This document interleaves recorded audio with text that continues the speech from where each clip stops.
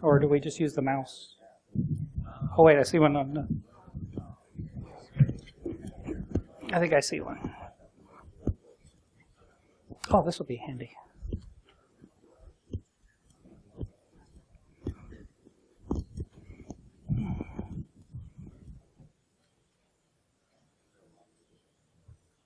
Oh, yeah. Good. That'll make it easy. Good. I might not have to worry about that.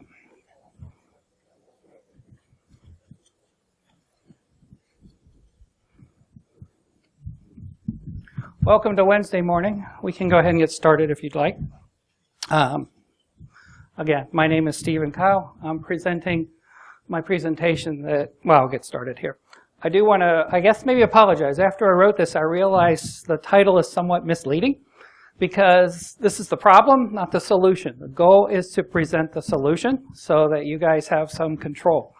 Our environment is very unique where I'm currently on a project, and I'll get into that later, but because of the proliferation of vendor devices, BYOD, and other things, we felt like we needed to get things that reined in a little bit, and that's where we started this, and that's what we're going to talk about here, is how to move forward with it.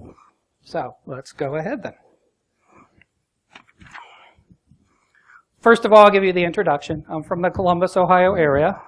Currently live south of Grove, Tucky, if anybody's from this area. No, Grove City.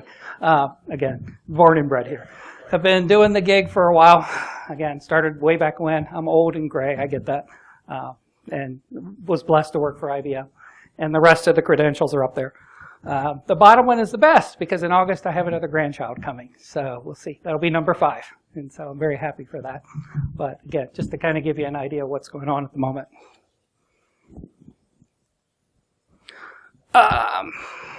This is the one thing Chuck Norris cannot beat. I included this because everything, Chuck Norris, there's limitations, believe it or not. He's not God. But I felt like this is one of these coming. It's one of these waves that we can't stop. No offense to Chuck Norris fans. I realize that's that. In preparing for this, I did look up some Chuck Norris jokes just to kind of wake it up. I know it's in the morning time. So I've got my top 3 for now and a few more later. So the first thing, Chuck Norris-wise, we have to keep in mind, Chuck Norris's website has never had a hit because nobody will ever touch anything belonging to Chuck Norris, right? Second one, Chuck Norris's keyboard doesn't have a control key because nothing controls Chuck Norris, right? We got that. And the last one is, if you ever look at his keyboard, it really only has 2 keys, 1 and 0. That's it. Everything else is optional. So that's my kind of wake things up and get things moving. BYOD's here. You guys have all seen the numbers. Potential savings-wise, a lot of the numbers I was doing when I was researching this was in about the $350 per person per year as far as productivity gains and that type of thing. So that's why I say even Chuck can't stop it. Businesses like it because they save money. In some cases, they are letting people procure things and reimbursing. In other cases, in our project, people are showing up with stuff on the door. So how do we deal with that? And how do we make sure that we have the appropriate controls in place? And frankly, the users like it too. Users love this stuff because if they want a Sony, if they want a Panasonic, if they want an off-brand somewhere, if they can find something that fits them and helps their productivity, that should be encouraged. Some people I myself carry an iPad to meetings, and other people do too. So we have the proliferation of phones, tablets, phablets, all the different flavors of things. So it is a good thing, but there's got to be a way to rein it in so that we have some control and some consistency. So by way of introduction also, so at the project that I'm currently working with, and I see some of my wonderful coworkers here, we knew we had a problem. We were seeing the inconsistencies. We were seeing people bring things in. Sometimes it would be a very nice design, sometimes not. So I started studying this. I just recently got my master's degree in December in information security. So I made this a part of my project. How do we make life better for our project, but also use it in that respect? So very proud of the graduation. Western Governors University has their graduation at Disney World in winter time. So I apologize for the crane next to the castle. This was in like February, and they were taking down the Christmas lights. I don't know if you've ever been to Disney World during the time. And bottom left is my favorite dessert. They have those Dole Whips outside the tiki room. They also have them, we found out later, they have them in 2 places. If you go to the Polynesian Hotel, they actually sell them there too. So that was one of the things we did down there, was enjoy the graduation. But let's get back to the topic at hand. I recommend the college, by the way. If anybody has questions about Western Governors and getting an online degree, it's been a very good program for us. Back to the subject. Our project, and again, I'm working on a project that primarily deals with medical data at the moment. And so when it was designed and set up to implement, the management made the decision they were going to use BYOD for everything. So we have a lot of vendors come in. We have a very small component of maybe half a dozen employees. The rest of it is all outsourced. And so we have a variety of contractors. We have a scale of 1 to 10. We have some corporate issued machines where they have very good controls, very good documentation, and also very good patching schedules and things like that. We have some that are more at a lower level organizationally supplied. Sometimes they'll give folks admin access, local admin access type of things like that. In some cases, then we have a lot of people just showing up with what they bought the night before, or worse yet, digging something up out of the basement and then bringing it to work because they find out on Tuesday they got a job and they have to show up on Wednesday and they're supposed to bring their own stuff. And so, again, we have the whole range, what I would call very good, all the way down to very bad. And that's what was driving our headache. Myself and Boppy, my security compadre up at the front here, and Carolyn found out that we were seeing a variety of things. We had, like I said, the whole scale. We have stuff that's showing up that hasn't been patched in 6 months or out-of-date operating systems. We finally killed all the Windows XP. I think we finally got that under control. But, we're making sure we're doing it. And again, the problem was the vendors were being hired by functional people, but there was no security vetting, so they would come with whatever they had. So the goal was to take the project, was to define some level of minimum security controls. We didn't have anything, so you got to have a baseline to start from. You don't know how bad it is until you identify the problem, right? What's that old saying? The first thing to knowing you have to identify the problem before you can start to study it. So part of that was to study it, and then we realized as a result of that, we had this long acronym that I came up with. I still haven't figured out a good pronunciation for it, but the essence of it is bring your own device and whatever security controls you want. That's what that acronym is for. Because that's essentially what we had. As I said, some were very good, some were very bad, and we all know from the security world, it only takes a few bad ones to ruin it for the rest of the world. So that's where we were starting from. So this was very operationally defined because we knew we had a problem. And so bottom line is on the bottom. How do you define controls when you don't own them? You have no access to them. You have no admin rights. People are just showing up on your door every day. So first thing we went through, and again, if anybody has questions, feel free. I'm more than happy to take them in the middle. Some of the risks we quickly identified, and these are not new risks. Everybody understands these. These are out there in the environment. So we have a shared Wi-Fi wired network that we use. So we only need one moron who hasn't patched to suddenly let something in and then start proliferating. One of the, I guess you would call it unintended benefits, is because we have so many different organizations and so many different owners, is we don't have one master admin password for all the machines because they belong to different organizations. So in one respect, because we do have a variety of vendors supplying people, we don't have that one single point of contact. They may take out, this group or this group, but they shouldn't take out everybody. But nonetheless, with a lot of the new stuff coming nowadays, it only takes one click to ruin it, especially in the social engineering field. We do have some good controls, like we use multi-factor before you can get into the back-end stuff, so you're not going to just blatantly log in. And our end-user population, whether they be the folks doing the work or the people logging onto our system to request their benefits, they're coming in through a web browser. So we have good controls on those perimeters. My concern, and what we drove this from, was what do we do about these insiders? We have a lot of functional people, especially testers, and I love testers. They have a hard job.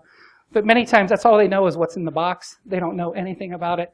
For instance, last week one of the guys walked up and was having trouble with his Wi-Fi, and I went click and turned the switch on. Suddenly his Wi-Fi worked, and I'm a genius. I love that. But, that's what happens with that. So the biggest thing I started looking at was, okay, if we have an insider and he's bringing in a virus, if he's not patched, we're going to have a potential for having that on our internal network if we don't know about it. Another risk, of course, is if something's stolen. A lot of times the users have a business need to download stuff from our project, and documentation, functional design documents, technical design documents. The risk, of course, is if they put on the laptop and it's walked out, and laptops do walk out the door. I mean, how many people have had to deal with laptops disappearing out of their organization? and never coming back. Yeah, I see a few hands. So those are out there. And because we deal with healthcare data primarily, some of the examples we're running into that I've seen quickly, one group in Indiana got fined $750,000 because they didn't have encryption on their laptops and the health data got out. The Alaska Department of Health and Human Services got a $1.7 million fine. Started out just with a stolen USB drive, and then they started coming into the organization, looking around, realizing they had no policies, no controls, no procedures, and that's what drove that fine. And so, again, the Alaska Department of Health and Human Services had to pay that fine. And as recently as last month, the Oregon State University, their health and science department, lost a laptop containing all the information on neonatal ICU patients. So again, through another situation. So encryption for us is very important. And so if nothing else, from the standpoint of not only protecting the data, but if a device is lost or stolen. So that was one of the risks that we outlined. And I'm just going to hit a few. The last one is, I don't know if anybody's read their history about Mary Mallon. She was Typhoid Mary. That's the thing I put in there. She was a cook, lived from 1869 to 1938. She ended up infecting 51 people, and 3 of them died. She was a cook and would work in people's homes, and in the process of cooking, she was asymptomatic. She never had a single symptom, but she was a carrier of the typhoid. And so she would go in, she would start working on a family. Within a week or two, people would get sick. So we had this hidden carrier, and that's my example I used for this particular one. If we have somebody on the inside or our internal network and we've let them in, they've been breached or they have some kind of malware going on, they could be in that situation where they're spreading a risk or spreading a virus and attacking us. I looked in the latest data breach investigation report. The 2016 one just came out from Verizon, who also got hacked, by the way. And they listed 3 scenarios of this same trend. The first one being what they called the flea flicker, which was just basically malware breaking into machines. Another one was what they called the alley cat. It started out with a phishing email, and then people were able to get into backdoor access through that, and it spread through the organization. And then the last one was what they called the imperfect stranger, again, a rogue connection into the network. They all resulted, in most cases, from having, the last one especially was a BYOD machine from a contractor that was brought into an organization, plugged in, and started spreading stuff. So that's, again, some of the sample risks. I would say probably everybody has seen these same risks at one time or another. I'm not telling you anything new. We were just trying to figure out how do we categorize them quickly so that we could figure out a way to understand the problem and then deal with the problem. So we went ahead and pulled that together. I have had a very good group to vet all this through. So we came up with one and recognized we have to start with something. We're starting at 0, and we're trying to work our way up the stack. So this is going from level 0 to level 1. We intend to go higher as we get more mature, but we got to start somewhere. So we defined a list of minimum security controls.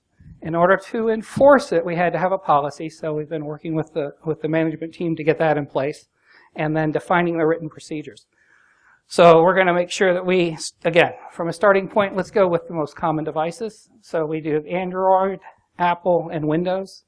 You folks with your Palm Pilots can wait till later, or if you folks have an Atari or a Commodore 64, some of the older people might remember those, you guys can wait until later too. Let's get the mass market first, and then we figured that was the best way to start to, again, reduce the risk from those things I've identified plus more.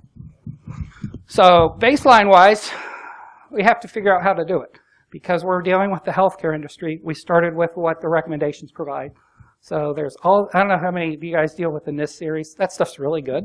I like it, and it's a good framework. But we also use the CSC,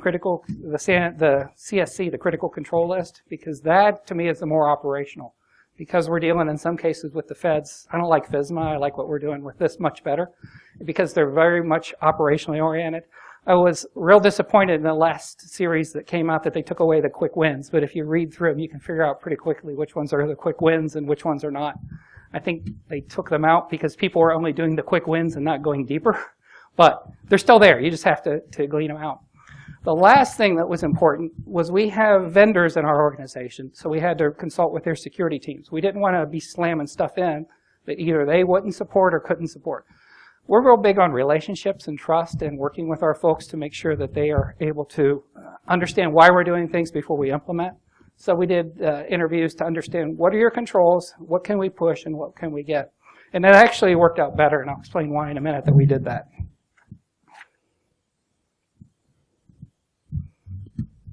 So we did some more. Again, you got to deal with tax data. You want to make sure you have that covered.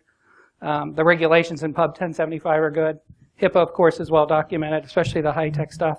And then we already had policies in many places. So we went through, that's just a brief list of them. The point being, BYOD is a conglomeration of things. And so this one applied a little bit here, this one applied a little bit here, this one applied a little bit here. How do we lasso all those and put them into one place and give you a coherent thing that somebody can read, one document or a series of documents, and not have to go to, I think I counted, and I have an example here, 13 or 11 different policies where that actually had some overlap in this arena. So that was part of the driver behind this as far as the research in coming up with the list. So here's the solution. Again, I mentioned earlier, we don't own this. It's not a good thing. It's a starting point. Microsoft put out a real good document called their Microsoft Device Strategy Framework. This was part of what I did in the research for my degree. So they have a 4-step series starting out at level 0, which is basically bring something in and who cares, all the way up to where it's corporate issued, corporate controlled, corporate administered. So after defining through and looking through that, we realized we were at level 1. Let's move to the next level. Then we can take a pause, and as we tune it, get people involved, then we can start working our way up higher. We will never get to the point where we're issuing laptops. I don't feel like management would support it, and I don't think they want to bear the cost of that. But what we can do is get that foothold established and then start tweaking it and making it tighter so that everybody's coming from the same playbook. And I think that's probably the best way we can do it. The other thing we recognize is people want flexibility. So that's where the bottom one comes in. We are more of a standards-based approach at this point, and I'll give you an example in a minute. So if we defined a list of 15 standards, if you can demonstrate you meet them or have appropriate countermeasures, that's great. That'll work. But, and I'll show you here. My example here is encryption. And I just picked the 4 devices that we were talking about earlier on the other list. Apple, iPhones, and iPads, which we, of course, after reading the press, know that maybe they're not as secure as we thought. Uses something called data protection. Androids use the typical Android Unix cryptography. Sorry about that. Windows computers, most of them use a BitLocker and some third party. And then the Apple computers themselves have file vault. So the goal being, we need encryption. And there's no two ways about it. So if you're coming to our project and you're walking in the door, can you demonstrate encryption? And does it meet our standards as far as key length and that type of stuff? But odds are it's going to be one of these 4 flavors of encryption. Same thing with other tools, and we'll talk about those too, depending on the type of device that was involved and how it was actually working. Any questions so far? Yes, ma'am.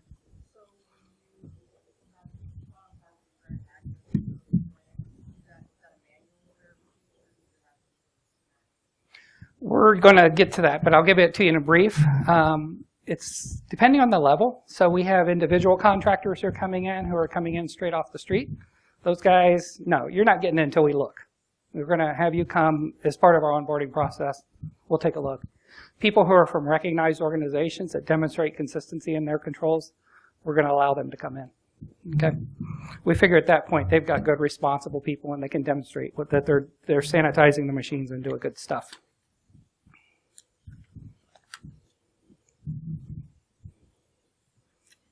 So, but you brought up a very good point. It's a hard gate. It has to be a hard gate. If you just kind of don't validate, don't trust, quickly word's going to get out. Again, a control that's not enforced is no control. People will understand it. People will say, yeah, they'll do the checkmark compliance, but they will never come back and actually do it. But good intentions are great, but I also understand the time pressure people are under and how they're expected to produce and to perform, and it's hard. So we did make it we made it a discrete, you will not get it until X, so it is defined. So let's walk through the list. We were trying to make sure we knew what it was, and I can demonstrate some of these in a little better case. So the first thing is, we got to have your basics. If you're mobile, give us your IMEI.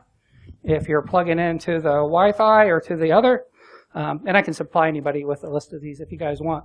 This ties back to CSE number 1 and I think 15. So, what is that inventory of devices on the network? That's just the basics. You'd be surprised that number 2 would be necessary to actually tell people, but it does. So, again, I talked about XP.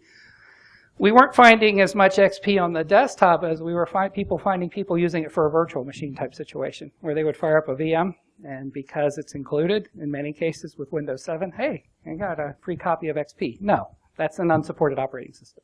So we not only look at the machines, we also look if they're trying to do something in the back door. Patches. Patches are, again, key. And again, we're doing a one-time look. We do reserve the right to come back later and do spot checks. But 30 days to us seem reasonable. We don't want to push it too fast. I don't know how many people have an older iPad and just went through the debacle with Apple of they issued the latest operating system, and it kept doing the spinning. It wouldn't actually do it. I know Bobby ran into it. And I specifically held off. So 30 days to us seemed like a reasonable point. If you're not, you might be in the middle of a development cycle and don't want to patch your machine, or you may have some compelling reason. But at some point, you have to true up. So we granted 30 days on that one. We also not only the operating system, but how many people don't patch applications. That's probably our biggest weakness in some cases, especially people who use Flash, which I'm pretty sure is on its way out. I wouldn't want to be a stockholder for Adobe. Anyway, this, again, ties back to Critical Security Control 18. We got a patch. That's the cheapest, easiest way to fix things, to be stable, to make sure that that we're doing things. Oh, I forgot. You asked a question, and I brought prizes for the people who asked questions. So here, this is for you. Actually, this is something we gave out. I'll have to explain it first, but I'm happy to have you come. So there's RFC 2321, RITA, the Reliable Internetwork Troubleshooting Agent, that we use as a motivational prize. It's basically a rubber chicken. It is awesome, and here's the instructions on how to use it. Awesome. It's mostly used to hit vendors on the head with, or if a machine won't work, you can smack it with your rubber chicken. So I brought a couple of those to hand out to people. If anybody else wants a reliable internetwork troubleshooting agent, ask a question, and I'll give them out till I hand up. And once we run out, we run out. I brought a few. We also gave one to our CISO as a Christmas gift, and he seemed rather amused by it. But anyway, back to our control list. Patching is critical, and it's the cheapest insurance. So the quicker we can get people to patch, the better off we are. But we're going to make sure they do it at both levels, the application space and the operating system. It doesn't do you any good to patch the OS if you still have a flaw. Again, a lot of these are basics, and I hate to be covering it with that type of a tone. I don't want to come off, I realize a lot of people debate the value of antivirus and anti-malware, especially because of the way signatures can change so quickly. I look at it for the dumb and stupid more than anything else. There's always going to be some script kiddie or something trying to take an old exploit and implement it. So it's not a bad thing. I don't see it as an end-all, but it's a reasonable thing to have out there. But we're only requiring, I don't know if you noticed, some of these only apply to laptops, some apply to multiple devices. Again, I tend to use Apple products. I like the walled garden. I'm also not naive enough to know that something can't slip in. But again, because we have to start somewhere, let's start with what we can accomplish in a reasonable fashion. We're going to go with laptops and antivirus and anti-malware. And again, scanning to make sure they actually do it. Doesn't do any good to have it if you don't use it. Then jumping more onto the encryption side, we talked about that. Storage must be encrypted. We have a policy about that already that defines what it needs to be. But we also wanted to include the external devices. It doesn't do you any good to plug in a USB and then leave that on your desk and it disappear if it's not encrypted. So everything, not only the hard drive itself, but also the device itself, any of the external peripheral devices should be updated also. Next one, local firewall. Again, same thing. It's just one of those easy, basic things. It's not an end-all or won't stop everything, but it's a basic control. And then we did the password. After hearing the gentleman upstairs talk about spring 2016, I realized again, it's not the best control in the world, but we got to start somewhere.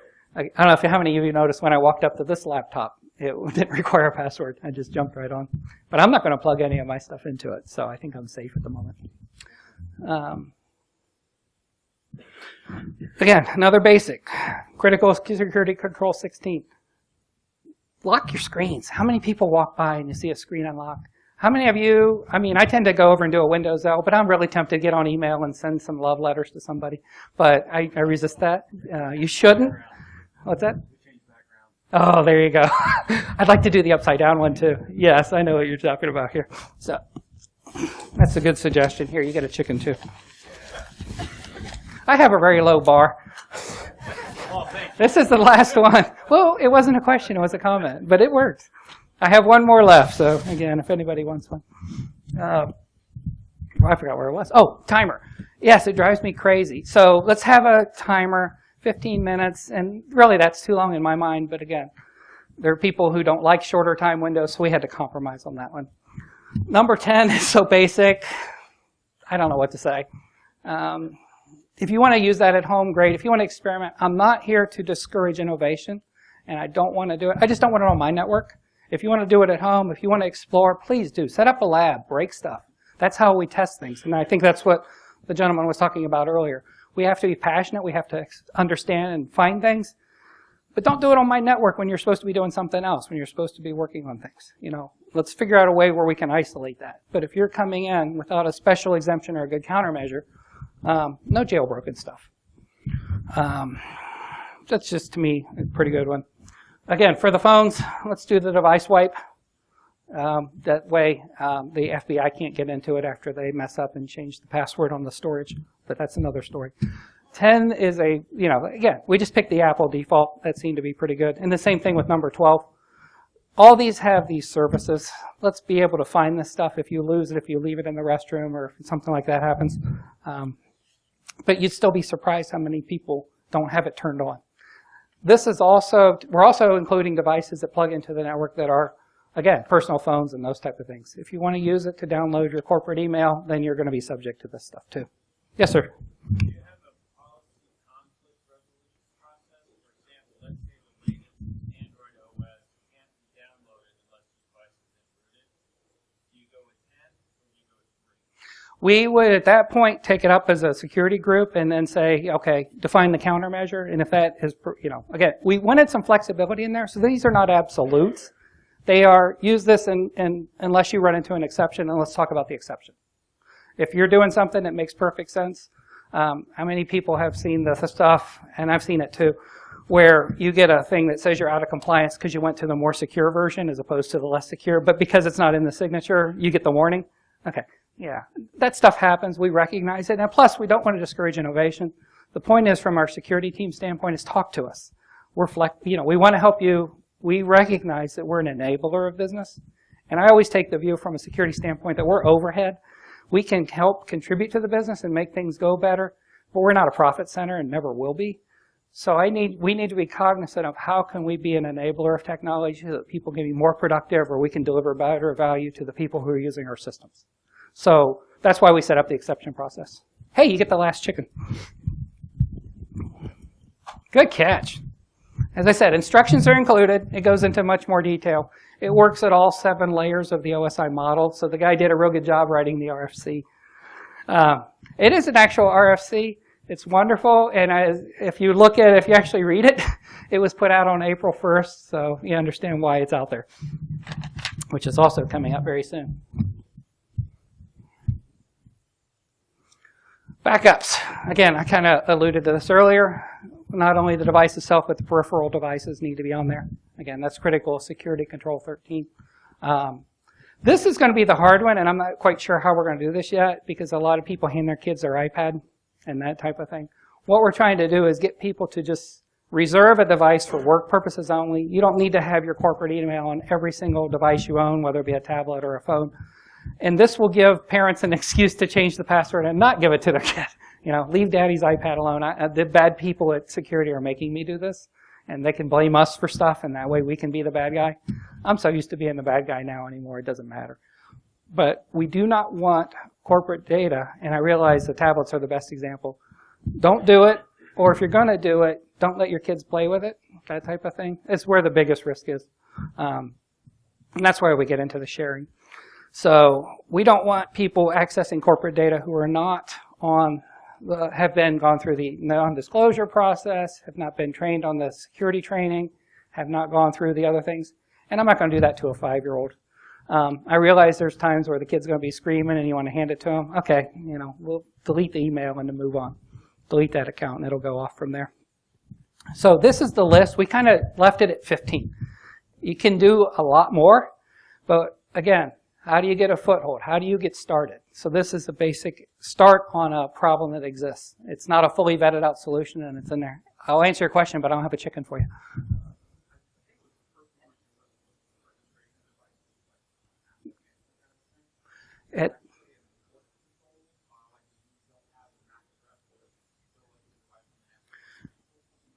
That's an improvement coming. Right now, we're just going to be collecting the data so that when we're looking on their switches, we can see who's in and who's doing what.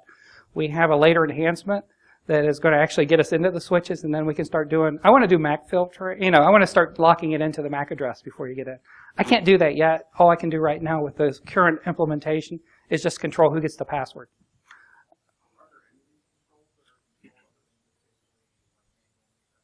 No, unfortunately not at this point. We're going to drive that way, but again, I got to get it started. I've got a project with like 500 people. I've got 5 or 6 who are corporate staff people. Everybody else is contractors. Oops. I lost my mic.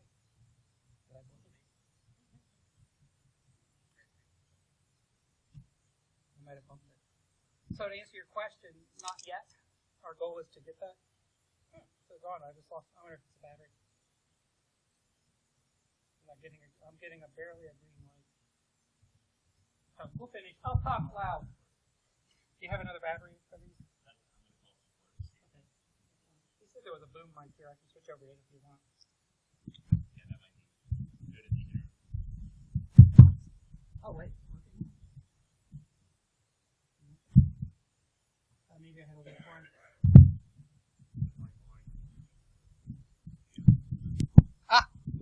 Let's use this.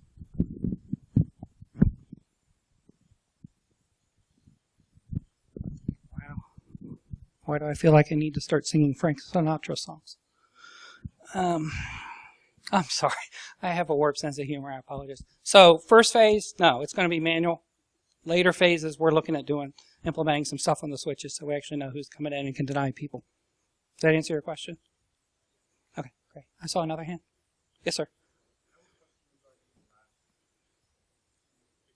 Okay, let me flip to it. Yes. Because in our particular one, we are starting to receive federal tax information and to use as part of the process of whether or not we're going to be granting somebody, part of our thing is medical stuff, so we take income into account. So are we going to be able to use that? If you're in the project, we have you have the jump, and we have our multi-factor. So if you're getting in with your laptop, that's why it's on a tablet and a smartphone. You should not be going in and dealing with any of the federal tax information while you're on one of the small handheld devices. So again, it's part of its IRS. Yeah, we do receive data from the IRS and have to act on it. So yeah, FTI, of course, is the federal tax information. That, again, we're just trying to keep our requirements tight.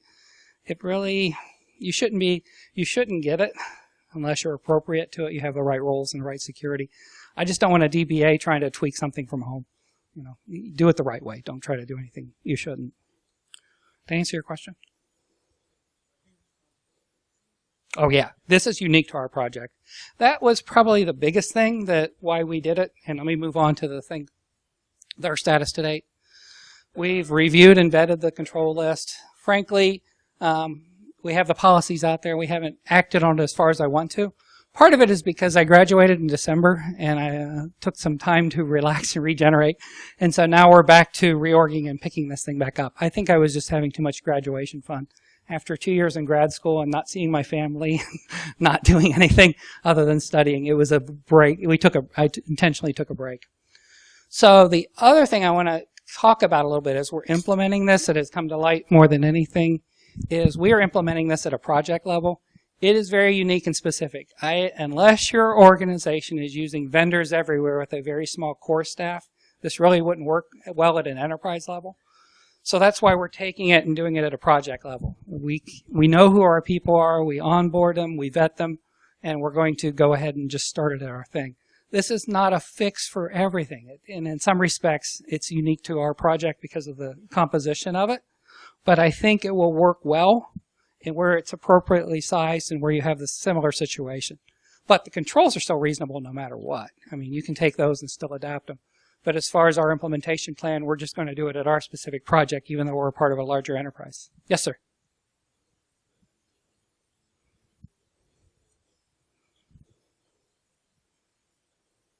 I would love that, but I have no budget. So that's why we're starting with this. Again, future enhancement wise, we'd like to go down that road for that stuff. I got to have something today that I can do right away to at least get a good baseline. And then we do want to do more of a controlled enforcement type thing, but we don't have a budget for that right now. So it's purely money driven. We were trying to find a way that we could do it at low or no cost because we had a problem. Do we wait until we have a budget, or do we wait, or do we try to act and do something immediately that'll guide us toward getting better? As I said, it's going from low level to the next step. We'll keep going with the next step, and once we demonstrate value, then hopefully we can get some additional funding for that. So that's why we're in the particular status that we are at the moment. So anyway, I would love to have more money. Yes, ma'am.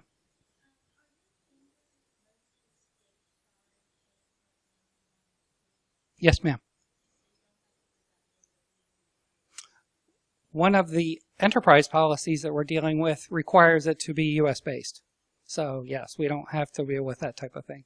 We're probably, of the people we have, I want to lean toward like 2/3 of them are based or coming to the project to work.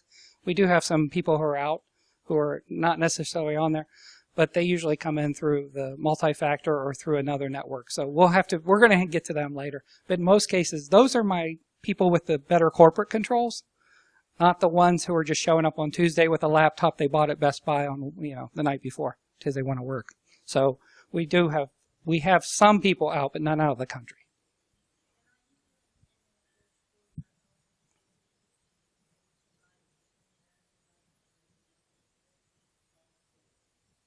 No.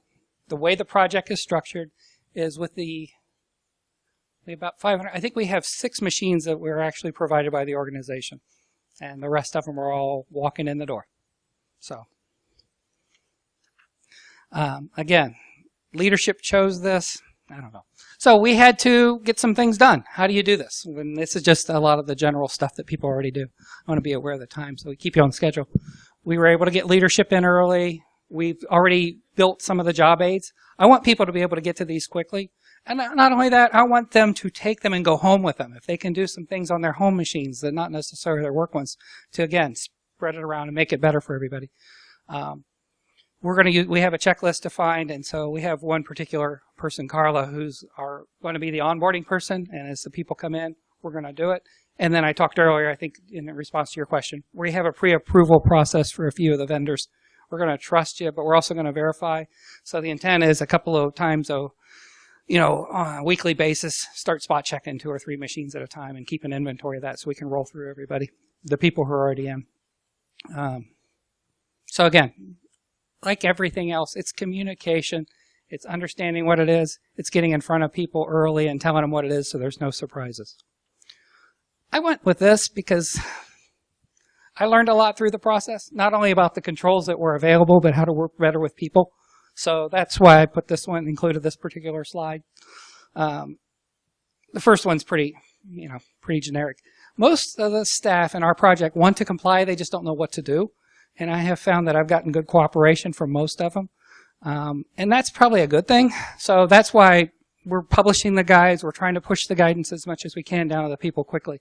Because most people have these wonderful machines and they have no clue what's already available. So if we can get them to use the features that are already included or embedded, we're probably 70, 80% of the way there, especially for the people who are just buying their machines. I pick on the example of my testers, and they're great. They have a hard job to do because they're also trying to meet deadlines. But in many cases, I still get I didn't know it could do that, or that type of a response to things when we show them something. So a lot of this is education, and I go with the assumption that most staff want to comply. And that's why I put that on the bottom. If we can lead by example, we can demonstrate, we can help people. We don't have to use the hammer as much. Boppy and I still use the hammer where we have to, but I'd rather not. I'd rather you comply voluntarily and not have to do that. It's in the process of being implemented. I want to be upfront with you on that. I took too much time to play after graduation, but now it's getting there. It's been a great thing to pull things around, and bottom line is on the last slide bullet there. I feel like we're going to be in a much better position when we're done because we're securing our endpoints. That's one of the major things is how many endpoints do you have and how do you control those. If I can block those, I'm in a pretty good position. So to summarize, because we're almost out of time, and I have 2 more Chuck Norris jokes for you. I saved some for the end. The business is going to do this whether we like it or not, and that's why I repeated the slide. We got to find ways to help the business. We need to find ways to make sure that we're a part of the equation. If we keep saying no, we're going to get pushed away from the table and find out about things after the fact. So the more we can bring value to the organization, the better off we are. So does anybody want to hear my last 2 Chuck Norris jokes? Okay, sure. So I like these 2. I saved these for the end. Chuck Norris can read all encrypted data because nothing hides from Chuck Norris, right?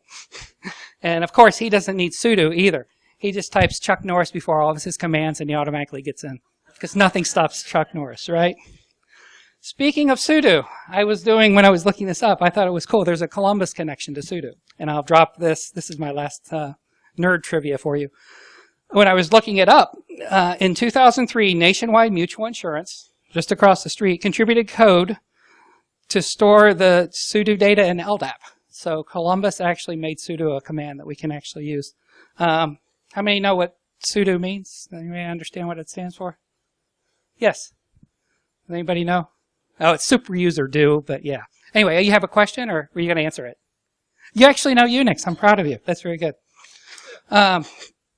Okay. That's just the references here in case anybody cares. Any questions? We have a few minutes, and then we need to let you out of here to go to your next thing. Any last questions? Great. Well, I thank you for coming. I thank you for your involvement. Thank you.